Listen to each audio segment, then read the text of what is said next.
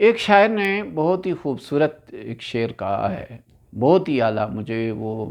بہت پسند آیا، اس میں میسیج بہت شاندار ہے۔ وہ یہ کہتا ہے کہ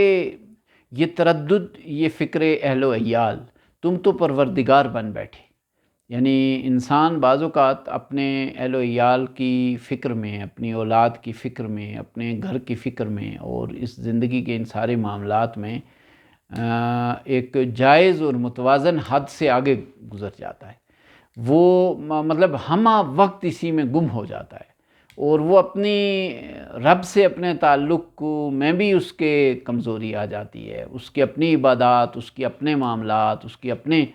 جو مطلب، اور بلکہ اس کی اپنی زندگی کے جو اس کے اپنے ذات پر حقوق ہیں، آرام کا حق ہے، اپنی صحت کے خیال رکھنے کا حق ہے،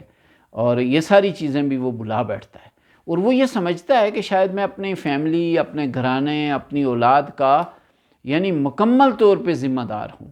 اور بس مجھے ہی سب کچھ کرنا ہے اور سب کچھ ان تک پہنچانا ہے، ان کو دینا ہے، اور کوئی کمی کسی پہلو سے بھی رہ نہ جائے،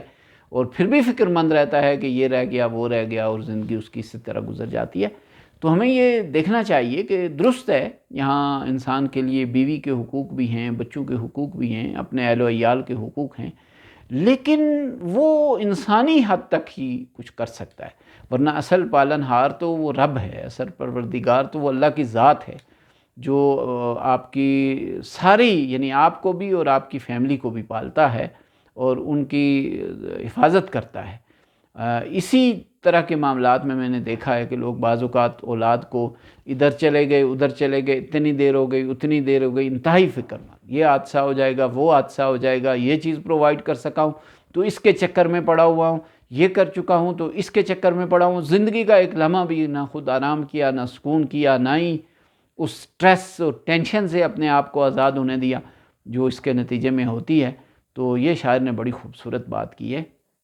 کہ یہ اس طرح کا تردد اور اس طرح کی فکر نہیں کرنی چاہیے کہ جیسی کہ دراصل انسان یوں سمجھ بیٹھتا ہے کہ میں ہی سارے معاملات کا ذمہ دار ہوں۔ اور وہ یہ کہنا چاہتا ہے کہ اوپر ایک پروردگار ہے جو پالن ہار ہے، اور آپ کا بھی اور ان کا بھی ذمہ دار ہے، اور آپ اس میں اپنے ایک توازن اور اپنی حدود کے اندر ضرور سب کچھ کیجئے، جتنا ہو سکے کیجئے، مگر اس توازن کو چھوڑ کے اس حد سے آگے نہیں گزرنا چاہیے۔